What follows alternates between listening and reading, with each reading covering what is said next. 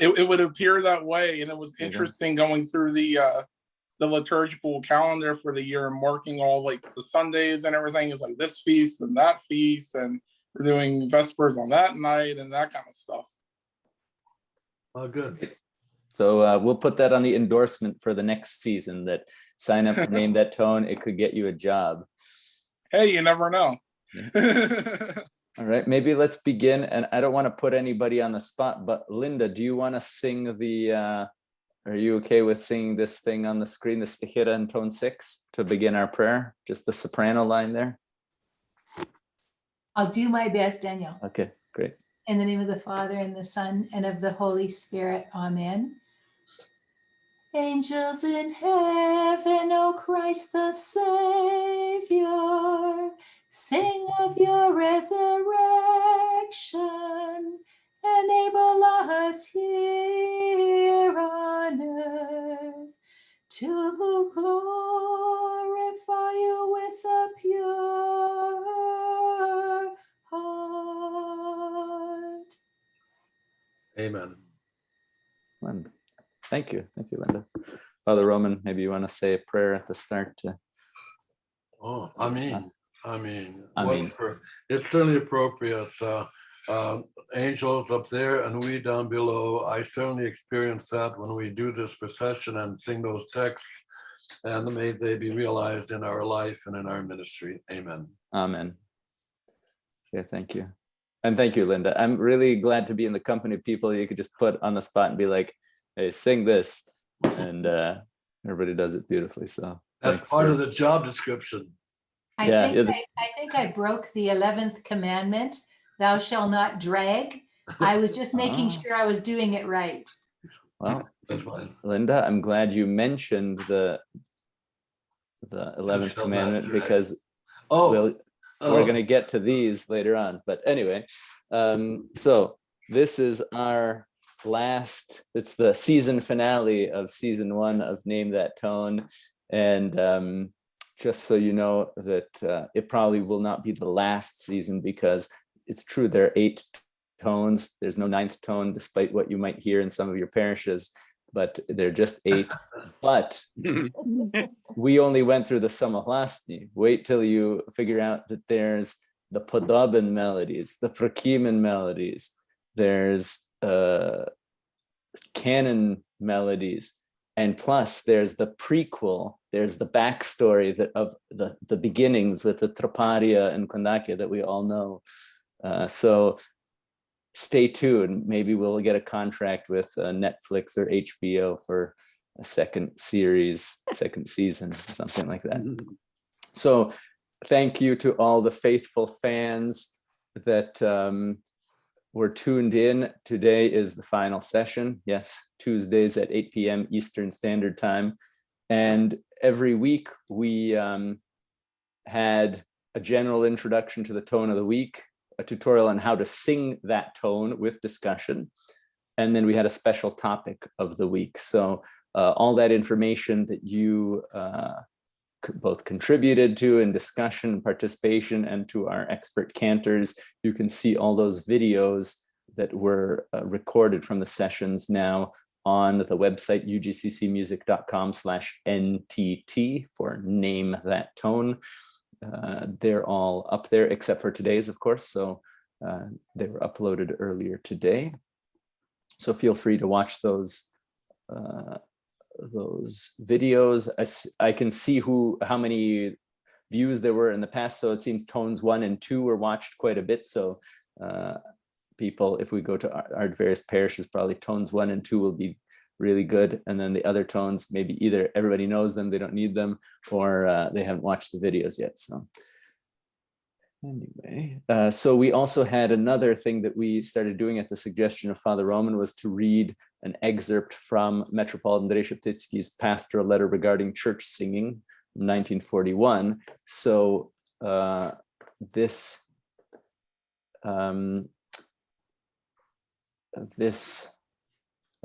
week, I'd suggest this final paragraph from the pastoral letter. Are there any volunteers to read it? Maybe Ihor Koval, you have a British accent like Father Joseph Matlack, who can't be here. It sounds a lot more eloquent coming from. If you turn on your mic, please. Yeah. Yeah. Although some of the screen I can't see. Okay. To the extent that our noble and truly aesthetic choral works inspire people to godly prayer and teach them to sing prayerfully, these will influence even congregational singing by ennobling it.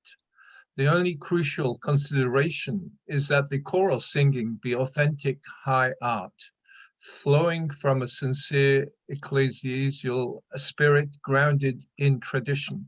It is forbidden for people who are poor conductors to direct choirs and for choirs to perform when they have no aesthetic sense. And certainly, under no circumstances, is it permissible to tolerate works of a theatrical nature. These are foreign too, and contradict the spirit of church singing and church aesthetics.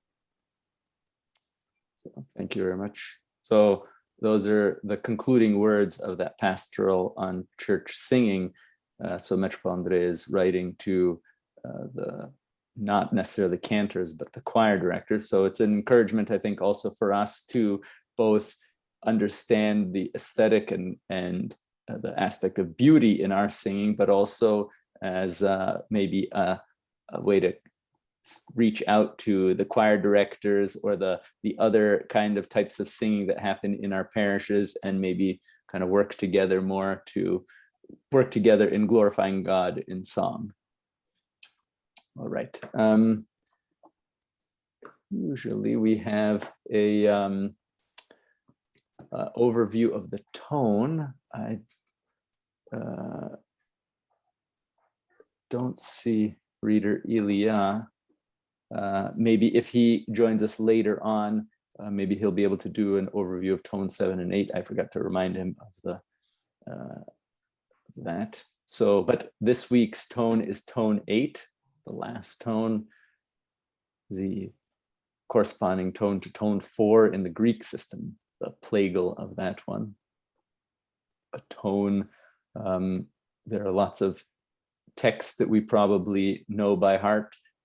In that tone, you came down from on high, O merciful one. So a tone that talks about the connection, God descending to us. It's also the tone that we sing the water blessing stichera in, the stichera when we go out in procession to bless the water, talking about the waters of the Jordan. There's also the famous stichera from funerals that we know, I weep and lament, plaču i rydaju. So it is a tone that is quite well known. Also, a very important sticheron that we sing on Saturday evening vespers, the first stichera in tone 8 is večírňu písň i slovesную službu. So the evening hymn and rational worship. We offer to you, O Christ, that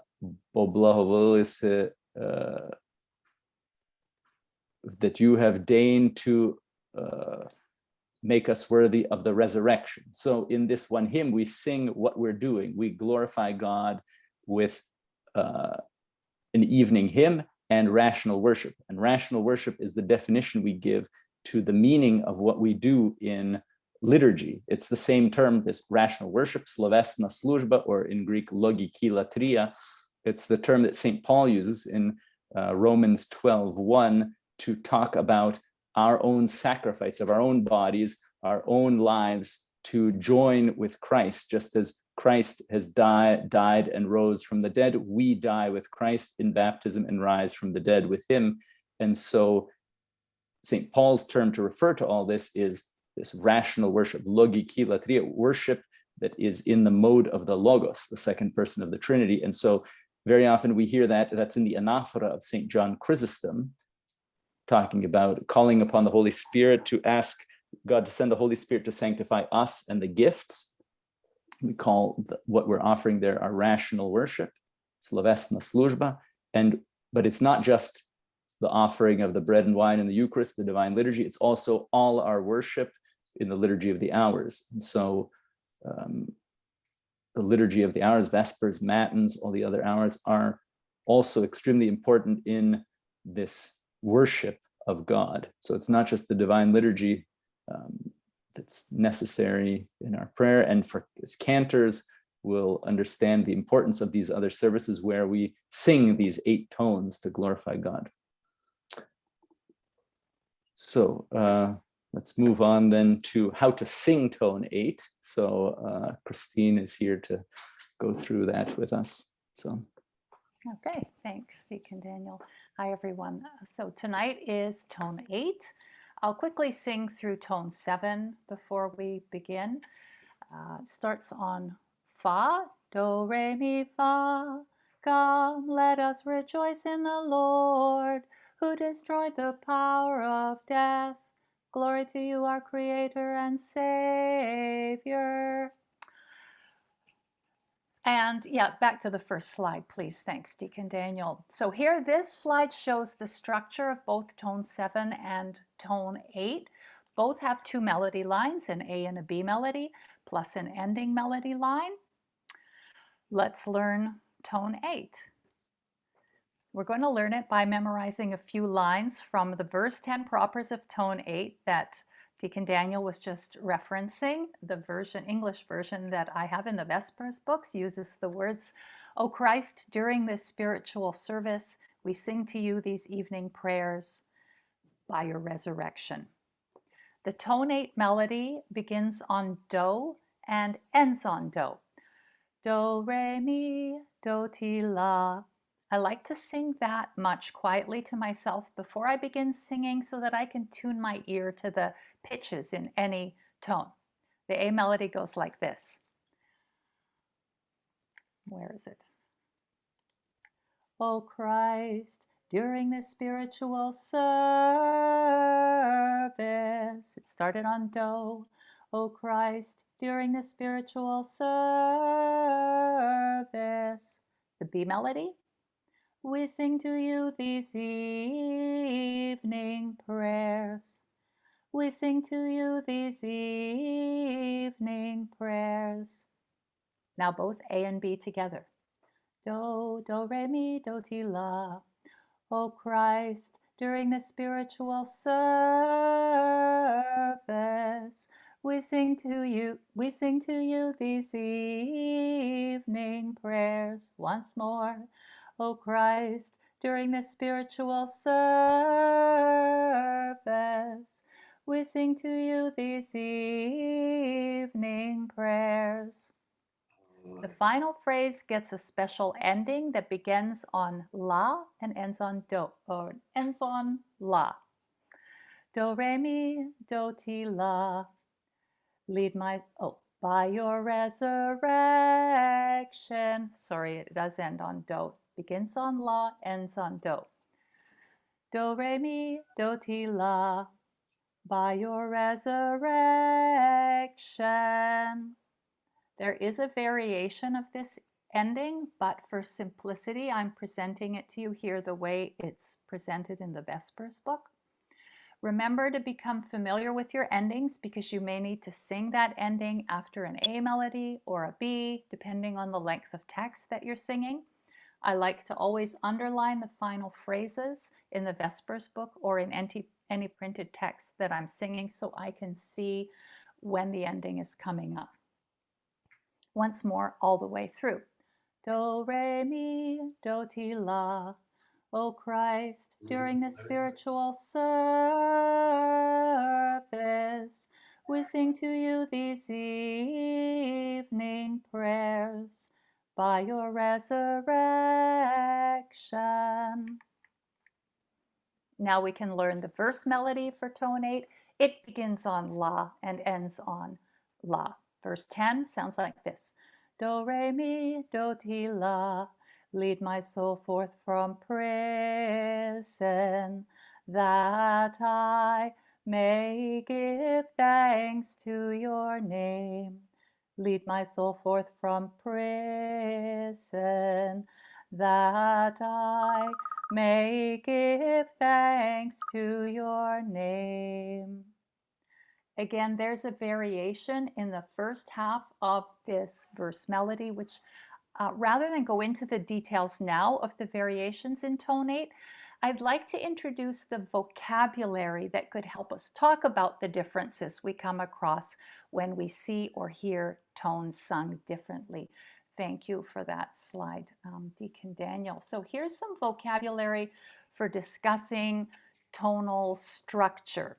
There are 4 key words: intonation, reciting tone, preparatory note, cadence.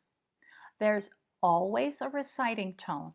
There is always a cadence. There may or may not be an intonation, 1 or 2 notes that lead to the reciting tone. There may or may not be a preparatory note, 1 note that leads to the cadence. So I'll offer these very informal, quick definitions here. Reciting tone. This is the note we repeat when we have to stretch the melody to fit long text. Intonation. Before the reciting tone, there may be 1 or 2 notes that lead to this reciting tone.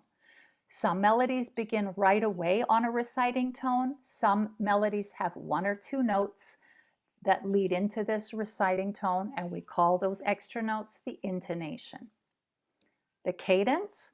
These are the long notes that end a phrase of music, whether it's the A line, the B, the ending, or the verse melody.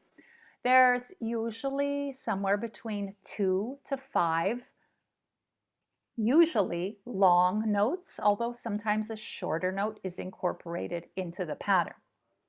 The preparatory note is a single short note that follows the reciting tone, but is of a different pitch than the reciting tone. We hear a different note, and this different note is our signal that the reciting notes have ended and the cadence is about to begin on the very next note. Not every cadence is preceded by a preparatory note. The next slide, please, Deacon Daniel, which is the musical notation for tone 8. As always, oh, I see I forgot to put in my repeat bars. I'll fix that later. It's in G major, 1 sharp. G or Do is located in the center of the treble clef on the 2nd line from the bottom. You can count up or down, line space, to find any note's relative position in the solfege scale. I like to use this slide to look for those vocabulary terms. In the A melody line, at the words during this spiritual, we can see the repeating notes or reciting tone. Were there any notes before the reciting tone that are of different pitch? Yes. O Christ. Those are the intonation. Is there a sequence of long held notes at the end of the A melody line? Yes, the word sir, this. There are 5 half notes. Those are the cadence.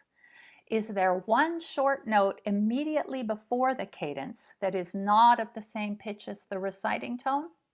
No, there's no preparatory note in the A melody line. Let's look at the B melody line and do the same analysis. We see immediately the reciting tone at the words, we sing to you. Are there any notes of different pitch before the reciting tone? No, there is no intonation in the B melody line. Is there a sequence of long held notes at the end of the B melody line? Yes, evening prayers. There are 5 half notes in the cadence. Is there 1 short note immediately before the cadence that is not of the same pitch as the reciting tone? Yes, at the word these. There is a preparatory note in the B melody line. And I just offer that vocabulary here as a way to conceptualize and talk about how versions of the same tone might differ. Congratulations, we finished all 8 Samalasan tones. Great, thank you very much, Christine. Oh, you're welcome. And we've talked many times about how there are variants here or there, so I would be at fault if I didn't mention that there's also a variant for tone 8. Sometimes it's not very common, but it's found in print in Polotnyuk's handbook, Церковні наспіви. So it has that A and B form with slight variations from what we might expect, but it has a C line, which is very similar to Kievan chant. And in fact, it sounds almost identical to Kievan chant. So if we just have A and B, so Господи, возвахти би услышим я, and then let's see here, услыши я, Господи, and so that's basically more or less we'd recognize, and then it adds a C line, Господи, возвахти би услышим я, which sounds just like Kievan chant. Then it gets back to that variant of A and continues, so ABC, ABC. So don't worry, I'm not encouraging this if you're still used to an A, B, tone 8. Just if somebody were to pull this on you, you just know that they're not inventing it. It does exist. Again, I mention this just for the sake of confusion. Yes, I see Father Roman has his hand up in the darkness there. That same third line appears in that the square note that you showed at the beginning. That doesn't sing at all from Hymnologion, the square notes at the beginning. They're totally different from what we're used to. And it does have that third line in there. So I guess there's certainly basis for that, but we don't sing anything at all like what you've got on the screen right now. That's true. Yeah, for every week when we've had that slide up from the first page of the Stichira melodies from the Lviv Hymnologion from 1904, none of them are what we sing, and some of them are hardly recognizable as what we sing. But it's just here for the purposes of a nice placeholder illustration. But I'm glad you caught that, Father Roman. So the one similarity is that one phrase that we don't sing anymore generally. Not sure if there are any other comments on tone 8. I have a comment, if I Yes. may, because I do have the English, but I look at class 8, Samohlasny, in the Holovko book. I mean, virtually everything has a B flat in Holovkos, but in this particular, it's in a minor key. So I'm not confused because I can solfege is one thing, but I don't really know solfege. I read the music, and the music here is definitely in D minor. If it starts on the third and ends on the third, but it's a minor. It goes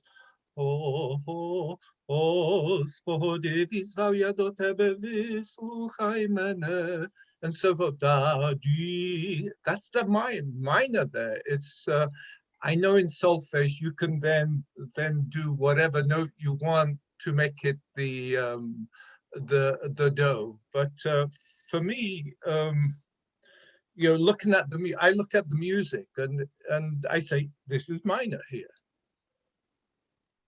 Any comments from our maybe Melita? Also, welcome to Melanie Turgeon. Hello, welcome. So, any musicological comments? Feel free to jump in. Melita. I just joined in. I'm sorry, are we discussing whether tone 8 is major or minor tone? Don't worry, you jumped in right at that moment where that was first raised as an issue. Yeah, it does sound towards a minor tone. So I wonder if it's actually modal. I would need to think about it a little bit, because even the conclusion, that's a minor, right? So it doesn't fit. It does actually, in my opinion, to seem to be not the upper portion of the, yeah, it seems like it doesn't start on do, but rather on mi of the minor triad, doesn't it? Yes.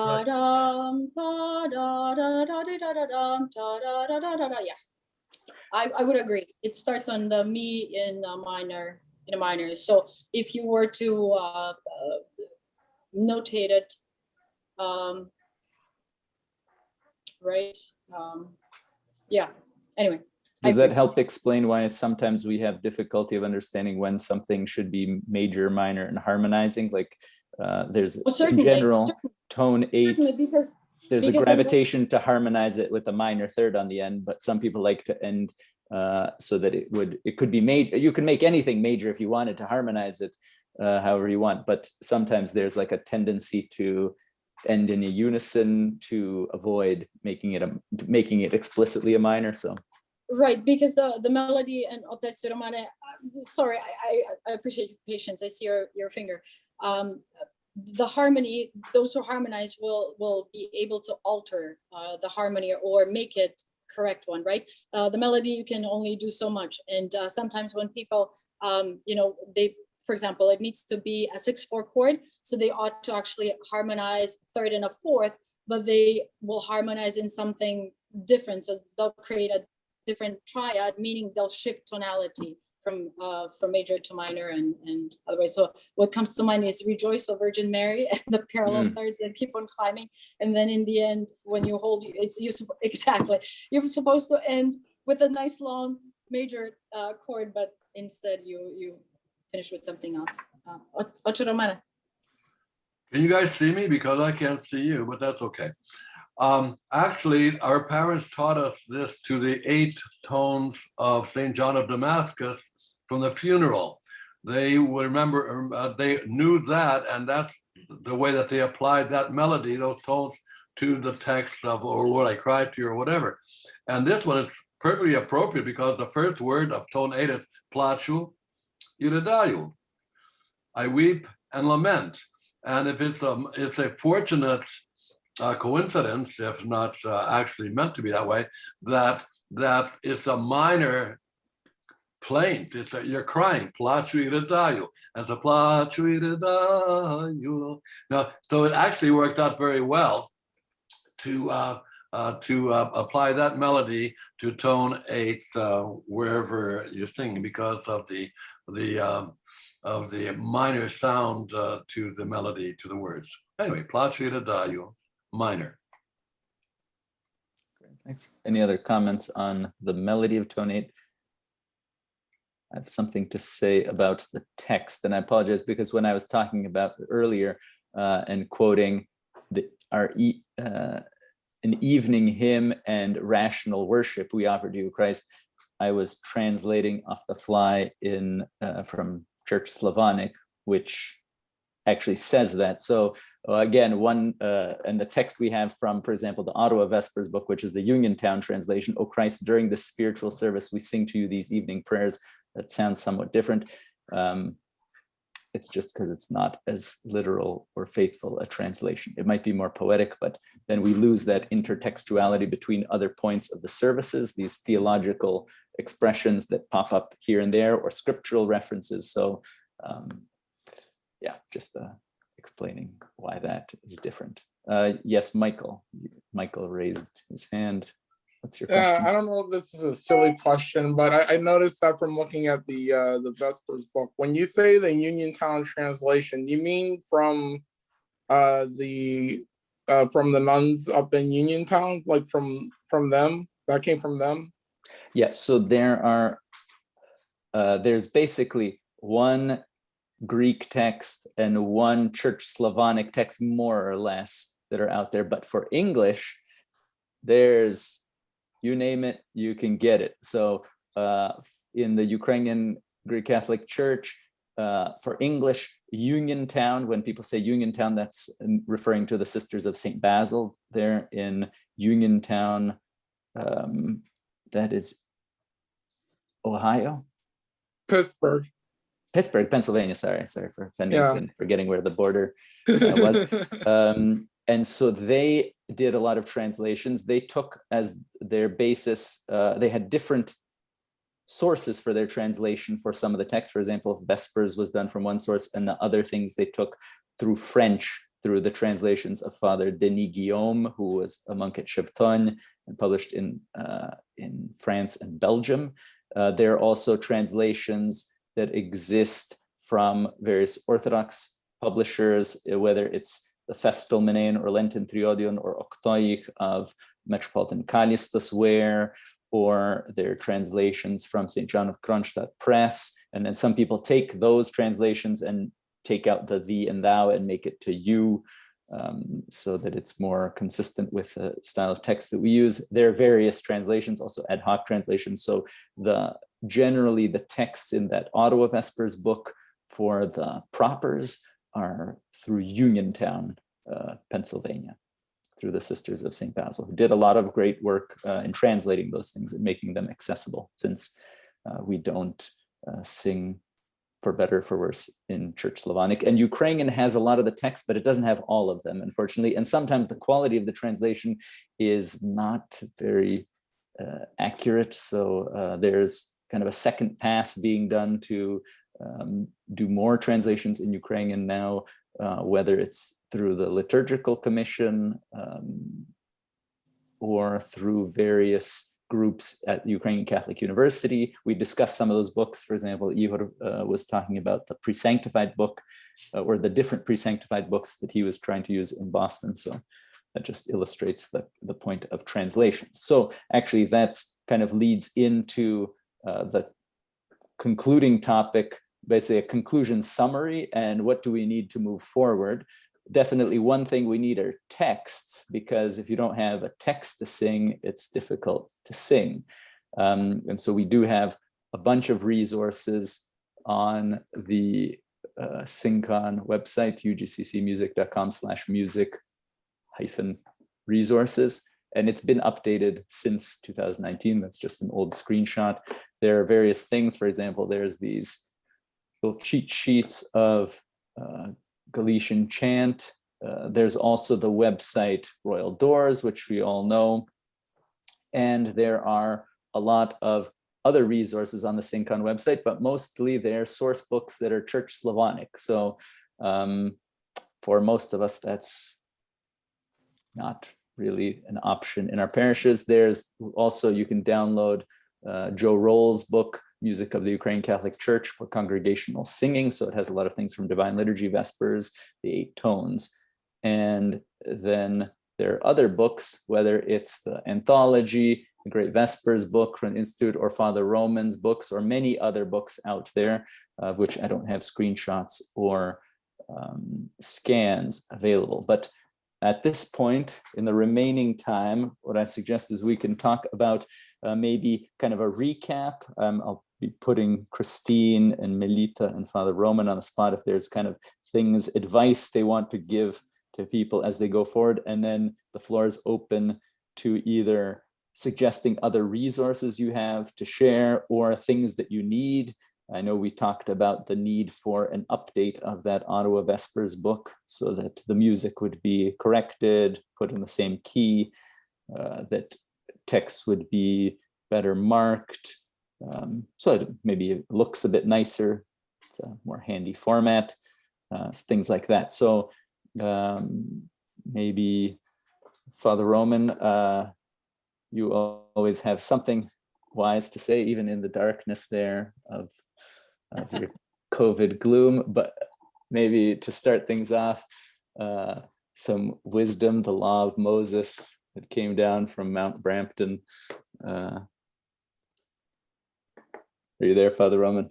Yeah, I'm here. You kept this? When was this done? Okay. This was on those first 2 tablets of stone before you broke them, when all the people were dragging and. Well, the first part, the first line there, thou shalt pray when thou singest.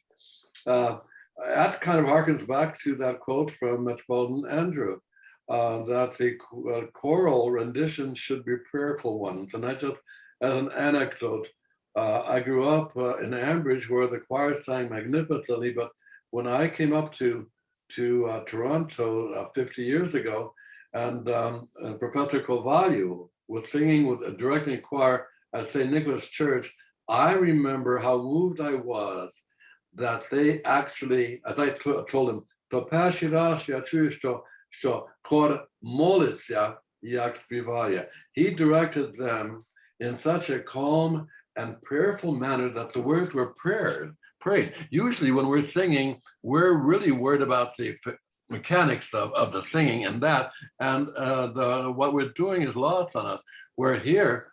The praying when you sing is absolutely important, and that's not easy because usually you're so worried about getting it done right that you're not able to do what you're supposed to be doing. You're not praying. So you should pray when you sing. And if you're praying, you can't do anything wrong. But maybe softer, but you can't be doing anything wrong. Do you only read these things, Daniel? No, if you have something to comment on this or some other additions, kind of the summary recap, what are your I have a takeaways? comment on this. Okay, Melita, go ahead. I have an issue with number 4. I can confess I shall not ever be able to follow that. Thou shalt defer to the pastor in all things, because my pastor is my husband. And we often have discussions of, which way should one turn and which way should one bow and things like that, and what tone should one sing in. And then you should be out of job. 4 kind of piggybacks on 8 and kind of cancels each other out. Thou shalt not expect a fair wage for services, which is absolutely true. True. But if you're out of a job and you're not really paid, then you have to not worry about it. Anyways, just a little joke. Ocha, these are beautiful. I love them. Melita, I think I'll post them at the back of our channel. Melita, but you must, okay, am I on? Yes, you are. 4 is Yes. actually, it's totally irrelevant because the most important, the boss in church, I've learned, is the cantor. I take my orders from my cantor. If I'm wise, I will defer to my cantor. He makes me think I'm the boss, but the person who gets the job done in church is really the cantor, and that's why our position, our job is absolutely essential. The priest comes and he goes, but the cantor remains. And so, although it says you defer to the pastor in all things, if the pastor's smart, it's like being married. The wife and the husband, the head and the neck. Well, if the pastor's smart, he will think twice before he tells the cantor what to do, because he might be not only serving at the altar, he might end up also singing the lead in the krillos when the cantor walks out on him because he can't take it anymore. So you defer to the cantor, but don't write it down. Thank you. Okay, so this is because I should note that you were surprised to see these in print form. These were transcribed by, it's like St. John the theologian, and who is it, Prochorus, who noted all this stuff. Well, so this was Pani Dobrodika Olenka Galadze that noted these down in the car on the way to FinCon in Parma. So maybe you didn't add the 4A that actually it's the cantor that's in charge, not the pastor. The pastor can be interchangeable with cantor, yeah. Anyway, it's a different redaction. It's the, what is it? The Q text versus the whatever. Yeah. So yeah, we don't need to get stuck on this, but maybe Melita or Christine, any kind of takeaways, any advice for those cantors out there in learning the 8 tones? I'm putting you on the spot, but I'll go first. Certainly, definitely drill. Basically, practice makes perfect. The sooner you're more comfortable with the tones and in general with cantering, with the services that you need to cantor, especially the ones that we don't do very often, the better you'll be able to pray. Because the fact is, if you're preoccupied with the mechanics, you will not. You'll be focused on what you're supposed to sing, and if mistakes happen, just roll with them. We all make mistakes. So practice a lot, drill a lot, have the texts ready in advance, look them over. And as you're practicing the tone specifically, and if you have several to switch between, it's the verses that you need to really nail down to figure out how to segue from one to the other, because the verse sets up, right? You start with the tone of the week usually, and then it's the verse that'll set up the next one. So if I can just leave you with a piece of advice, practice the verses and see how they are similar and how they're different. So what really helped me, and when I taught seminarians in Ottawa, was to see, for example, how 4 and 5 are quite similar, with 5 stopping right at the asterisk in the middle of the verse. 4 moves up, how 1 and 7 are quite similar. Are there anything that you can, besides say memorizing the text, because for the verses, at least for Vespers, great Vespers, they're always the same, right? Is there anything you can do, like reader Ilya put together the cheat sheet, like for tone 2, what is it? You know, little inflection and move on. So little shortcuts that'll help you remember and call to memory the different tones. Great, thank you, Melita. Well, Uh, Christine, maybe you have something. Yeah, to what add. I might add, practice, again, like Melita said, makes perfect, but so does also doing it and experiencing the difficulty or making a mistake. But, you know, those are all, they're all minor. If you look at it as what you're doing is prayer, and don't be afraid to go and do it for the first time, and the second time you'll really nail it. Nail it as in good, right? Yeah, as in good. Oh, Yeah. okay. No, you Not learn like from- nail here. Oh, no, Okay. that's bad analogy. Okay. So we really learn from our mistakes in the moment under pressure, and not to back away from those. Great, thank you, Christine. And it's interesting that you mentioned experience, because all of today, for about 10 or 6 hours, I was on a Zoom conference that there was a keynote address by Elder Ephraim of the monastery of Vatopedi on Mount Athos. And he basically said exactly the same thing you said, which is it's all about experience. And so I think one thing, whether you're some kind of abbot of a monastery in Mount Athos, or you're the cantor at the cathedral in New Westminster, the important thing is that we have a chance to pray these things, pray these prayers, sing these texts, and maybe one word of encouragement. Hopefully, my one takeaway would be that there is an interest in all of this. There is a demand for it, and Father Roman was saying that it's the cantor that's really in charge, even though he wrote down that he said in public that it's the pastor who's in charge. But maybe there can be some kind of energy and enthusiasm and zeal that you're inspired from this thing to go back to your parishes. And even if you don't have Vespers in your parish, just tell your pastor, hey, Father, if you're busy on Saturday night or the eve of feast, can I just have the key to the church? Okay, this is all in a COVID-free world where we don't have to worry about whatever, capacities or lockdowns or whatever. But hypothetically, if I want to do this and I'm committed to doing it, like you're saying, Christine, to do it the second time, it will be better, you'll nail it. To just say, Vespers is something that can even be done without a priest. If the priest is, exhausted, he has to serve in 10 different parishes and drive to 5 different cities or something, that it might still be possible to just go there, pray that service. And if you need advice on how to do it without a priest, then there are various guidelines that can be recommended on how to do that. But to just kind of be that person praying that service, and then, like they say, if you build it, they will come. If you pray Vespers, more people will come. If you're there doing this, where 1 or 2 where 2 or 3 are gathered in my name, but start with 1, hopefully 2 will come, and then 3 will be easier. But that's maybe my takeaway from all this, that we don't have necessarily all the resources we need, but we do have a lot. We have a lot of talent among us in our church, in this group, and there's a lot of desire and maybe even a bit of righteous anger about the things we don't have, or the things that don't work, or the things that need to be done. So maybe it's an opportunity for us as singers, cantors, to do our part on that front. So anyway, that's just my thought on that. I don't know, before I open up the floor to general discussion, I need to say a big thank you and many years to all the people listed here, and a lot more people. So thank you to Melita, to Christine, to Reader Ilya, and Father Roman for their weekly input.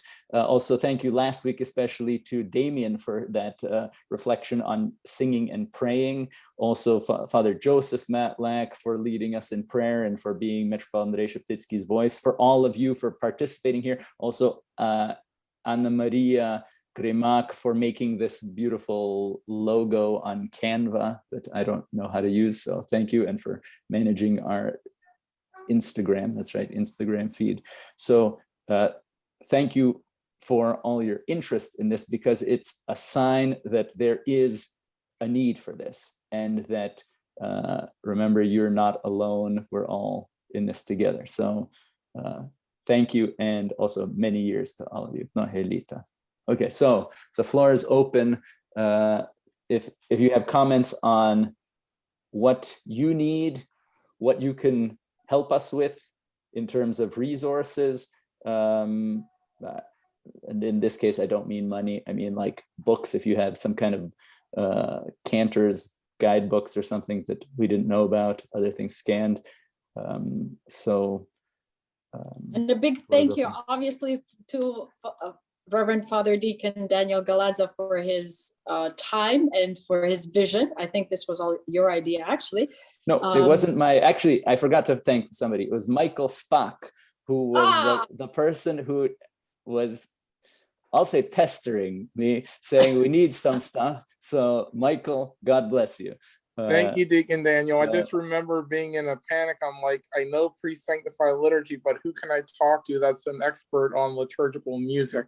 Well, there you go. So now you just happen to ask the wrong person, and now you have 20 other people. No, sorry, you have 19 other people that you can talk to on a weekly basis about your pre-sanctified liturgy and tone problems. So basically, thank you, Michael, for I appreciate it. asking. Thank you. So and it's my pleasure to do this. Do you have a YouTube channel for UGCC music? Yes, we do. If you go to the videos that are posted on the Name That Tone page, then you'll be taken to the YouTube channel. And I think the name is something like SingCon or UGCC Music. I can't remember off the top of my head, but it's there. And we have a few videos. We have a greeting from Metropolitan Buddhist for SingCon in Philadelphia in 2020, which reminds me that we should look forward, God willing, to SingCon in Philadelphia in 2021. The dates are still not confirmed. Actually, maybe, do I see everybody on screen now? Why don't you, I'll end the slideshow. If you are okay with turning on your screen. Okay, a straw poll. Who is interested in coming to SingCon 2021 in Philadelphia? Provide, like, let's say there's no COVID.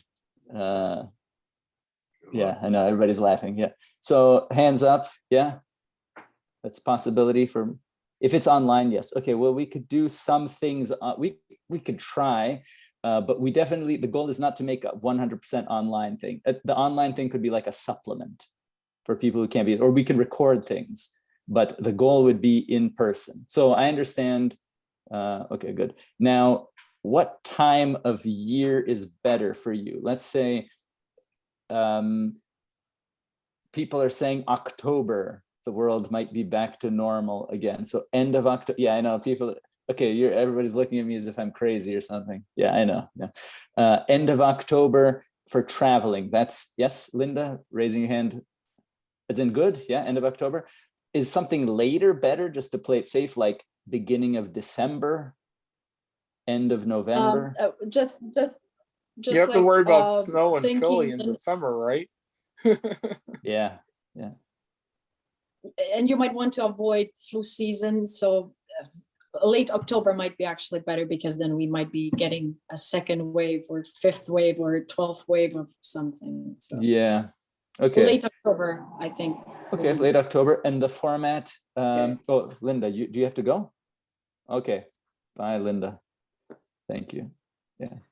Sorry, I've got to run for another meeting, but thanks everybody. Very And good. Nohelita to everybody that put this together. So very much thank you. appreciated. Thank you. So stay tuned for whenever we'll do season 2 or session or the next series. Yeah. So yeah, July and August is easiest for teachers. We were generally doing things at the beginning of October. I don't know why. We just started doing it that way. We did it on the Columbus Day, Canadian Thanksgiving Day weekend once, but then we did it a weekend before in Stamford. Philadelphia was supposed to be a weekend before that as well. For Philadelphia, this is another piece of information that usually, and this is being recorded, so I'll watch what I say, but usually bishops ask the people for money. But in this case, a bishop came to and approached SYNCON and said, I have money for you, which surprised me. But yeah, so we have, yeah, I know, I see the reactions of shock. But there was a figure cited, something around $8,000, and I think this bishop is in the US. So for you Canadians, yeah, I know. Well, money. Yeah, so basically, if we have SYNCON in 2021, these funds can be used towards whatever, like printing books. Yeah, I see some. Yeah, no. We'll all be eating steak at SYNCON. No, I'm just joking. But so there is apparently an incentive for us to have an in-person meeting, or maybe the funds can be used for future meetings. But in any case, that could help subsidize certain costs. So if you have financial concerns for coming to SYNCON, because yeah, flying across a continent or driving or having to take a day off from work could be a problem. So we'll try to make it affordable. That's always been the goal. And hopefully we'll have some kind of resources that by this SYNCON, we can print stuff that is, yeah, Philly is too far away from Alberta. I know, it's true. But Deacon Daniel, I'm looking to get my SYNCON t-shirt. So I'm hoping that there's t-shirts.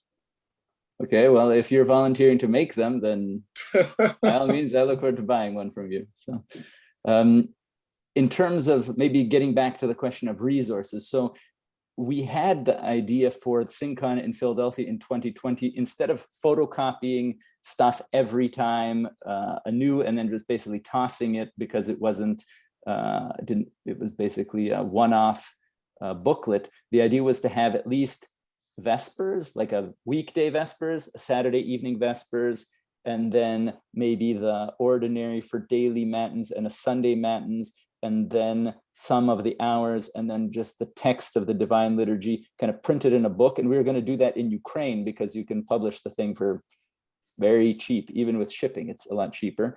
And then we would just do the propers with like a printout leaflet. So that's still the goal for this SYNCON. And we would basically take those kind of the standard texts that are floating around that aren't really official from Royal Doors, that are, it's kind of like the Uniontown Ottawa Vespers book, with some text supplementing from the St. Elias, Father Roman's Brampton books, where those are lacking, especially because there's no matins. So that would be one thing we're aiming for. I'm not sure if there are any other kind of resources or books that are doable for the next SYNCON at the end of this year. Again, the floor is open for comments, suggestions. The technical side of SYNCON, scheduling, PDF documents would be very inexpensive and easy. Yes, we do have some. We always tried to send out PDFs in advance, but then it was unclear if we should expect that people would print them at home and bring them, because not everybody did that. And then sometimes some of the text would be prepared at the last minute because we're Ukrainian Catholics. No, sorry, I'm just speaking for myself, making excuses for sinful deeds. So yeah, so then it was easier just to have, so that literally everybody's on the same page, so that somebody didn't print it at home and somebody printed it, or got the printed copy there. But yeah, any other comments? Oh, I see. Yes, for those traveling with children, it all fits on your phone when it's a PDF. Yes, that's true. But it's I would hate to replace printed books with PDFs or cell phones or tablets fully. Like if people want to use that in church, okay, but it shouldn't be the only thing. And unfortunately, I see with Ukrainian texts, for example, the Divin Svit app, it doesn't exist anywhere. There's no printed Divin Svit text for that day. So let's say if if Kyivstar network collapsed in Ukraine, then 90% of our parishes would not have any saying, yeah, okay, for a conference, yeah, that's true, yeah. But we would try to provide printed text because it's better. Yes, Melita. Oh, an additional thought, I think would be what are people interested in as a focal point? I mean, clearly we shall pray Vespers and the Vigil and Divine Liturgy, but perhaps we can venture into perhaps Parastas would be something that people actually need to work on. I know texts are a problem. Yes, I know. But at least a basic overview, that sort of a thing. So what are the needs? Would it be the sacraments? Would it be the Holy Week? Would it be, we seem to kind of get stuck on ours, but not that it's a bad thing, but just, ideas of what do cantors actually require these days? That's an excellent question. And I would hate for us to emphasize just parastas because it would mean that we're really ready to bury everybody. It would be great if we mastered baptisms or weddings. Yes, I see matins. So this is a good topic. What we could probably do is pick a few of the services, because maybe, some people have matins already, or some people have vespers or whatever. What we could do is make, this is just thinking out loud, that each of the individual workshops would be geared towards a specific service, whether it's matins or vespers or Holy Week or baptisms or something like that. And the people going to that would receive at least the existing resources, the best practice that we have now for that service, and then would do a quick overview so that when they leave that workshop, they could go back to their parish and at least it would be better than them trying to wing it without such a seminar. So the question is, should we focus on one thing, or should we have several options? I just like to say I enjoyed SynCon last time so much because there were I think 4 different streams of workshops that we could choose from. So what you're suggesting, something similar now. So last year we had Vespers, I think Divine Liturgy, Hatch, Match, and Dispatch by Father Galadza, and Advanced Tonal Singing. Yeah. And I was surprised in the discussions around the table at mealtimes how many people who were there benefited from the Divine Liturgy workshop, because we all come from places with very different traditions. Some never had any singing, so they were glad to get anything. So that was my point, was the variety was good.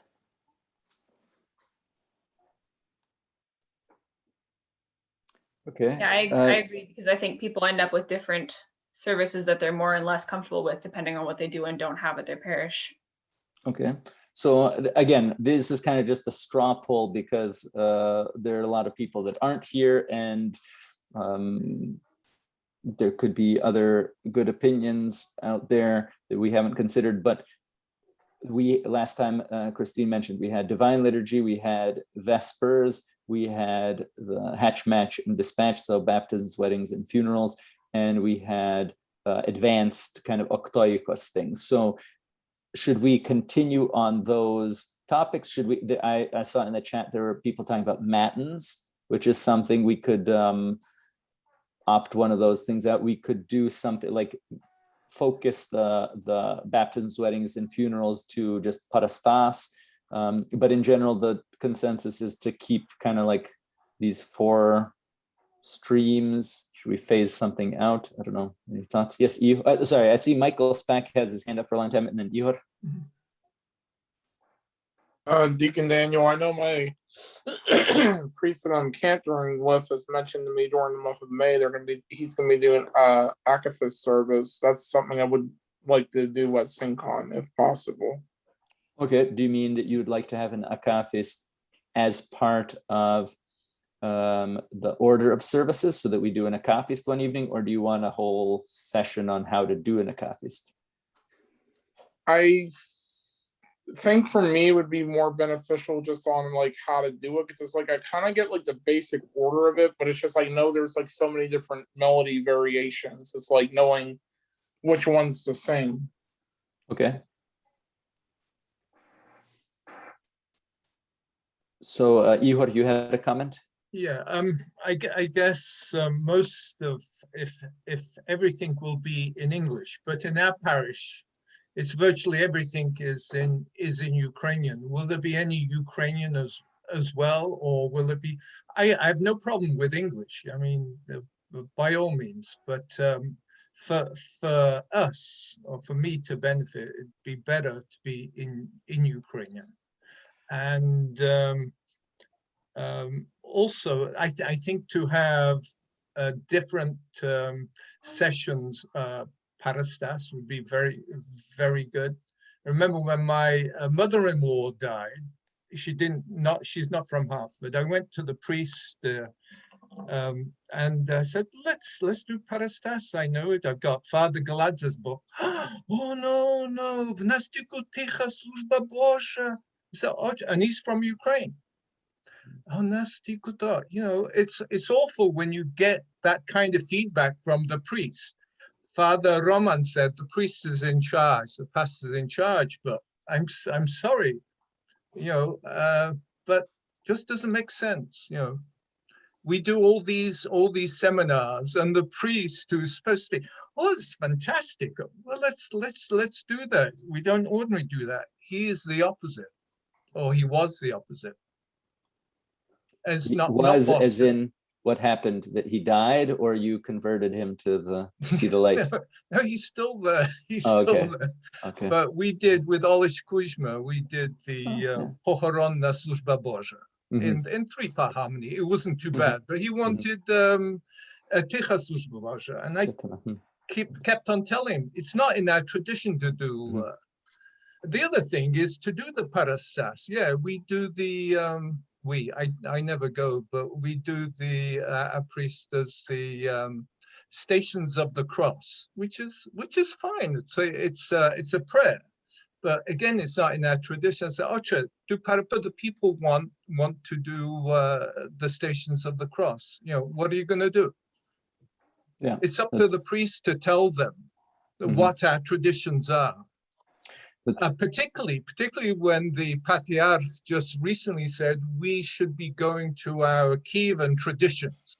And I hope he doesn't mean for our services, but on the other hand, to go to our traditions, real traditions, and not the Latin traditions. I think he means how you have interpreted him as understanding our traditions, but we're not monks of the Pečerska Lavra or of Univ Monastery, so it won't be 4 hours unless we sing really slowly. But your comments all started with a question about Ukrainian or not at Synchon, and clearly there is a need. Synchon started as an initiative of the need for English in North America in our church, because the synod had decided to appoint various bishops as coordinators for different languages being used throughout the world in our church. So they had someone for English in North America, someone for French in Europe and Italian, and then Portuguese in Brazil. And I think that's it, if I'm not mistaken. And so the bishop that was appointed for English immediately got to work and said, okay, let's do something. And so Synchon was one idea of that. And so the focus has always been English, but that does not rule out Ukraine. And in fact, in Ukraine, they started to do something similar at the same time with Father Luka, the student monk from Univ, who's at UKU now. He does a lot of theological, catechetical, liturgical, hymnographic kind of workshops where people have lectures, they pray, they sing. He does a lot of stuff online as well. And so actually for Philadelphia, there was an idea, there was a benefactor that would have paid for some people's flights from Ukraine for them to come over And so there could have been kind of a supplement, like a alternative, like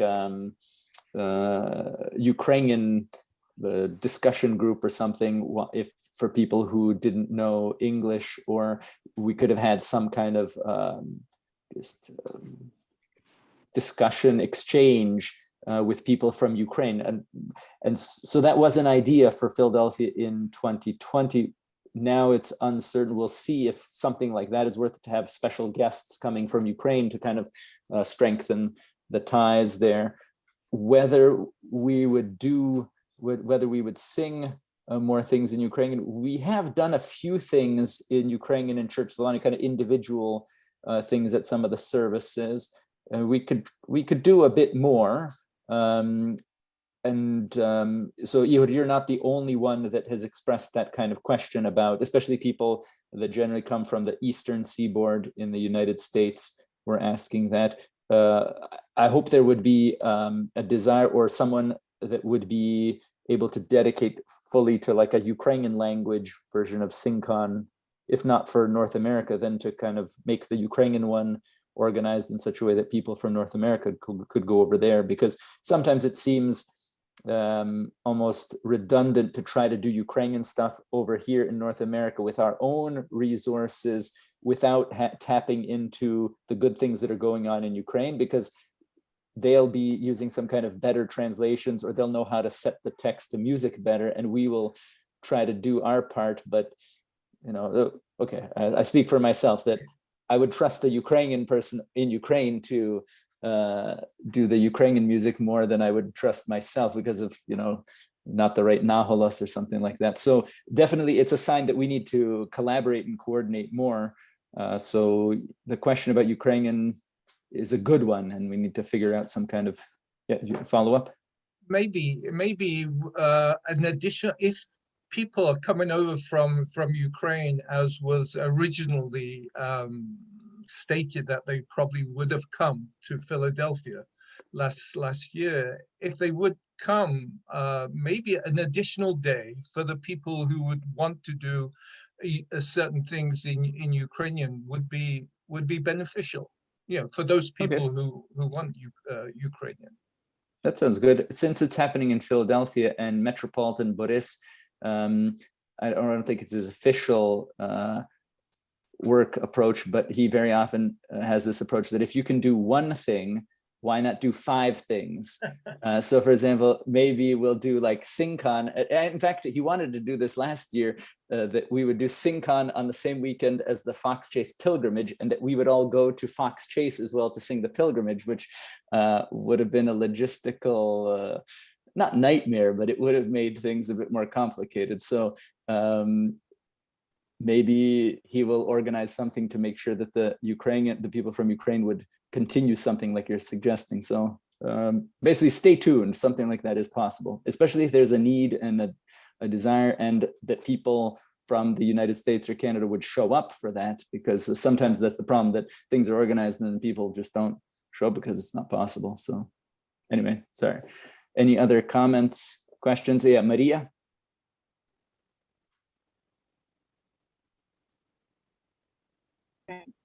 Years back, when I had no clue about cantoring, I wanted to learn the tones. And so I organized a one-day seminar in my parish and invited Joseph Roll. And during that seminar, we learned to sing the 8 tones. And quite a few people came. And we did them both in Ukrainian and in English. And then a few years later, I wanted to learn how to sing the Parastas. So I organized another seminar. We had about 17 people from the surrounding parishes. Priests brought them. That was when Father Mazomo was my pastor, and also Father Ivan Koschak. Now for the Parastas, Joseph Roll brought his own books, and this is what they looked like. We had one in Ukrainian. That's from his book. And then we had one in English. So when we talk about texts, I just wanted to give that idea maybe, that they were, and I still refer to them. That's excellent. That's exactly what I was hoping, that people would be able to kind of share resources. So when Sinkan does happen, please, if, Yeah, you and know, he also brought little pamphlets with the tones, English and Ukrainian as well, and I still use them. Actually, I would love a cheat sheet in Ukrainian for the tones.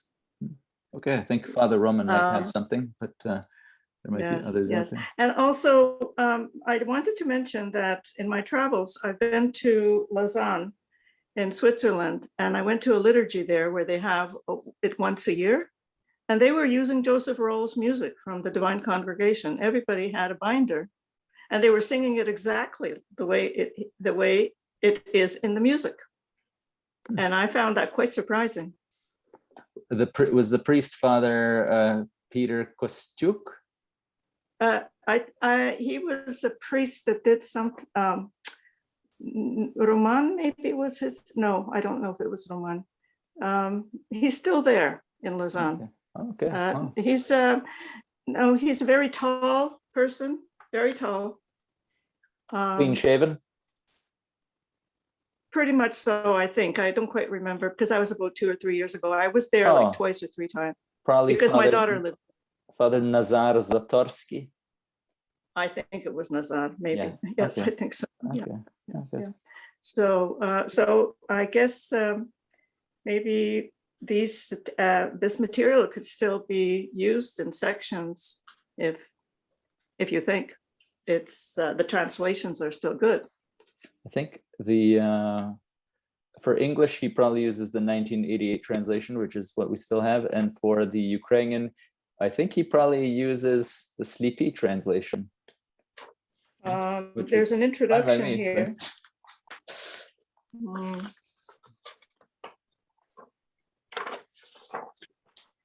I don't know if he has something in the introduction or not. Okay, but that's good to think about. Any other comments, questions, suggestions? Oh, yes, Maria? Yes, can I add here? Yeah. These booklets were prepared for the 1993 Cancers Institute held in Westminster, British Columbia. Oh, well, there you go. Well, Christine's already gone, but they sowed the seeds there. Yeah. Great. Thank you, Maria. Any other comments or questions? Dr. Hornyatkevich, any thoughts? You're prodding me. Now, I'll give you a rather lengthy narrative. Okay. Because these are subjective thoughts, my personal very subjective observations, and I'm very much aware that what I will share with you now may be totally wrong. I'm aware of that. Okay, with that premise, with that caveat, let's look at classical Greek art. When we think of such beautiful sculptures, because that's the best manifestation of Hellenistic art that we have, be it the Diskobolos or the Nike of Thermothraki or Venice of Milo and so on, we see one style, very naturalistic, very aesthetical, very beautiful. Then comes the Roman conquest, and Roman art just continues along that line. All right, with some deviations, but nevertheless, if we look at Laocoon, again, we see the same hand, so to speak. Then later on, when we switch into Byzantium, we have a different mindset, a different art. We see the flourishing of iconography. And even in the rare examples of ecclesiastical sculpture, that little Theotokos in ivory is unmistakably a Byzantine icon and no longer in the tradition of classical Byzantine art. Now, I'm sure, again, subjectively, that it's not that the Byzantines had forgotten what the ancient Greeks had known all the while and the Romans continued, but they shifted gears, as it were. They needed a new expression to suit the new religion, in contrast to the pagan religion of the classical period. And now we have iconography, which becomes the dominant art style. Again, it goes through various ups and downs and so forth. The footnote, we Ukrainians were beneficiaries of the Komnenian Renaissance which was a flourishing with the Greek style. And that is precisely when we accepted Christianity.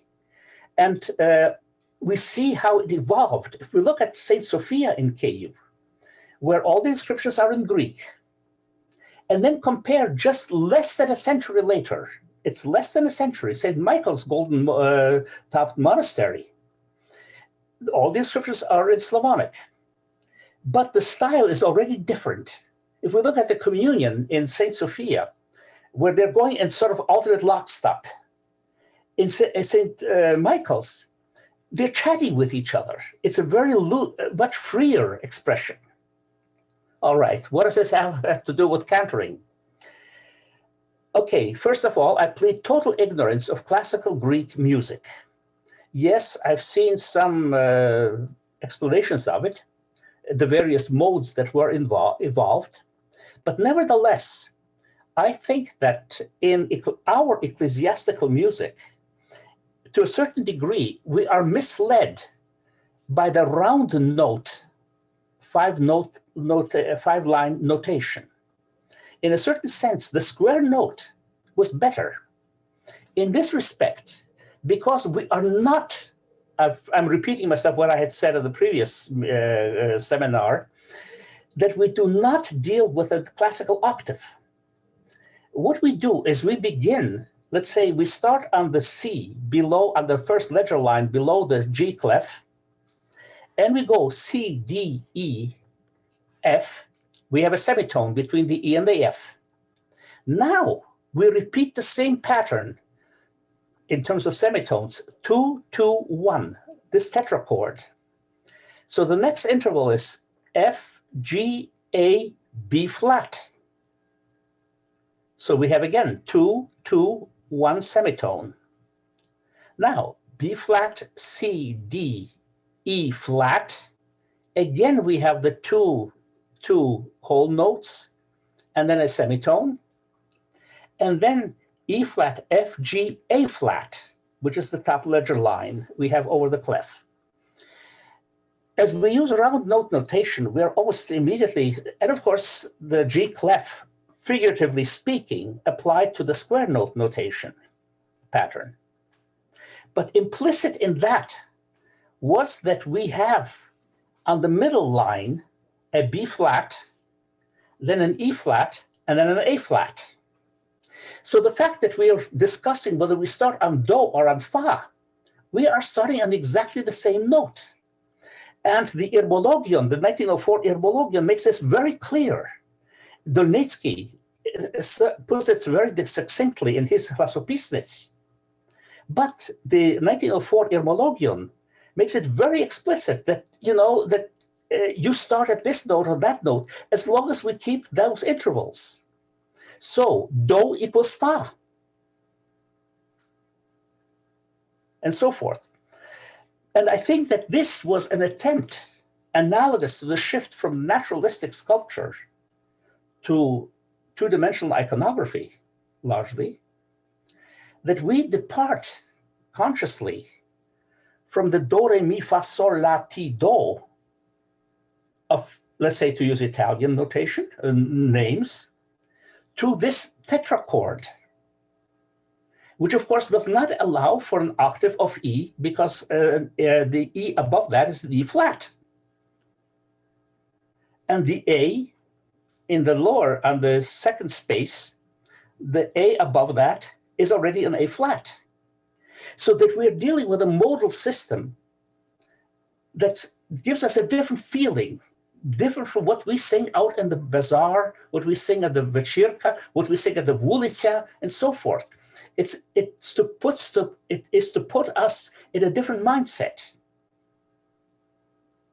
Just some crazy ideas. No, what you're proposing, I think, has happened in the Greek Orthodox world, and I think the Melkites in certain areas, maybe in Lebanon, have accepted this, that the idea that the notation is significant for transmitting the ethos and much more than just the way to print the music. It transmits something much more, much deeper. But and I find your argument very interesting, and I'm very sympathetic.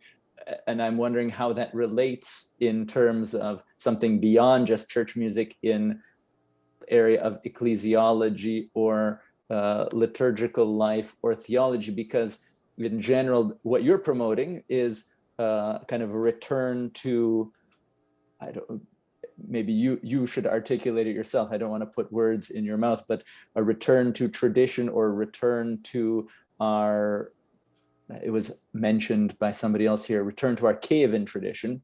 But then if theologically, we still have a lot of shades of whether it's Trent or Zamost or other things that kind of want to go back to that, let's say, to put it in simple terms, the Italian notes to make it all very clear, kind of a different system. So I'm wondering if you also see a bigger implications for this in terms of some kind of spiritual, theological, liturgical reordering, if one were to go back to square notes, for example.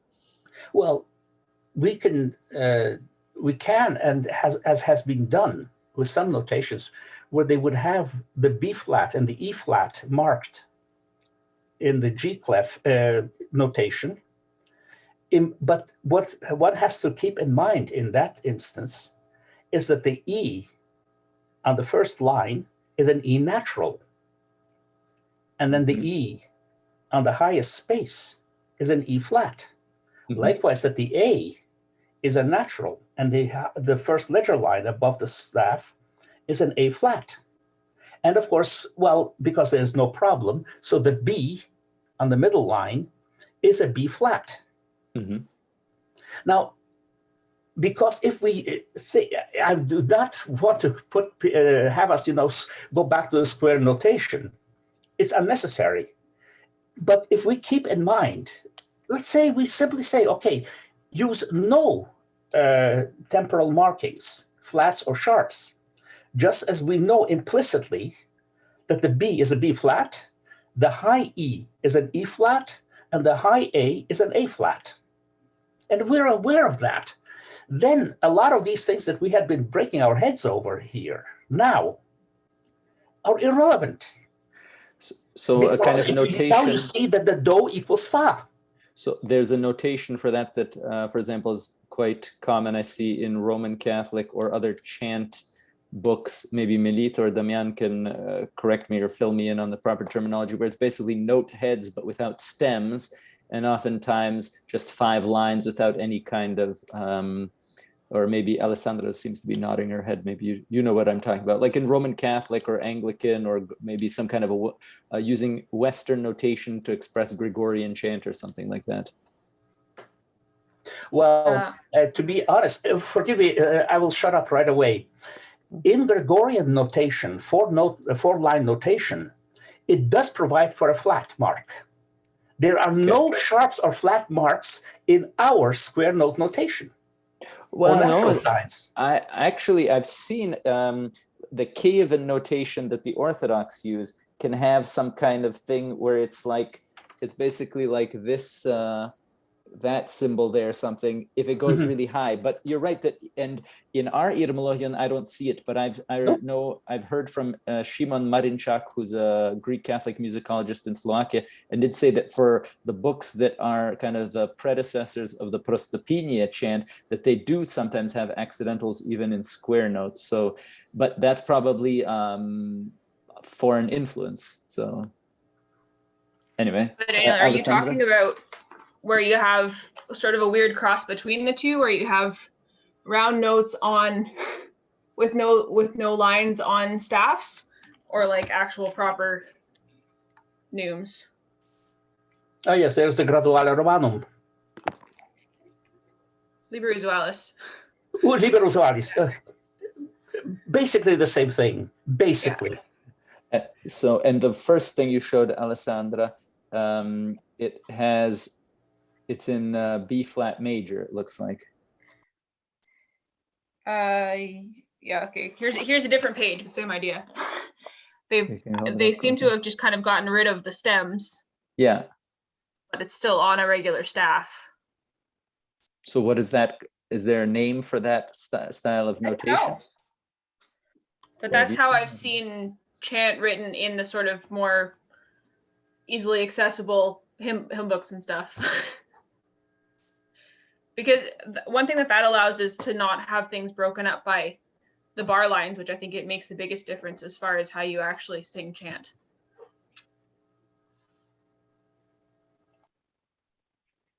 True. So we can have if you're willing to come to the next SynCon, we can have a chant notation breakout session. Maybe it would require beer or something else, so you can specify what the evening beverage would be in conjunction with that. So, something stronger, yes. Something that's clearly in the key of B flat major with no sharps or flats added. Bass. I think somebody okay. had some bourbon last year at SynCon. Yeah, that's true. And then people started dancing, so Yep. it would scare away all the Protestants. Yeah, that was after a 3 hour plus vigil. So we have some crazy people at SynCon. Yep. Any other topics of discussion? I see Father Roman is inviting everybody to Matins on Sunday at 8 a.m. and we'll send text to you to follow along if you want. So actually, Melita was asking about that. I didn't respond to Melita's request because all I have is a doc file. I don't have, and it's kind of useless if it's not marked up. So Father Roman, you have a taker from Melita, I think. I've sent it out last week, Oh, wow. Okay, amazing. both Ukrainian and in English. And it actually arrived last night. Дякую дуже. Not only the Matins book, but Great Vespers and 2 CDs. DVDs, CDs, I just saw them as you just slid them in. So that was Well, if you fantastic. really- Дуже дякую, Отче. And yeah.